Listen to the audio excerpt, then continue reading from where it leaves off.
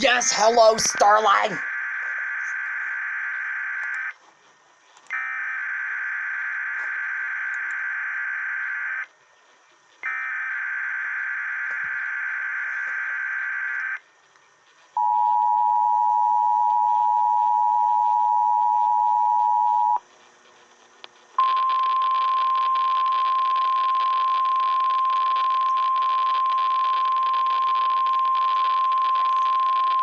This is a test of the All Hazards NOAA weather radio warning device.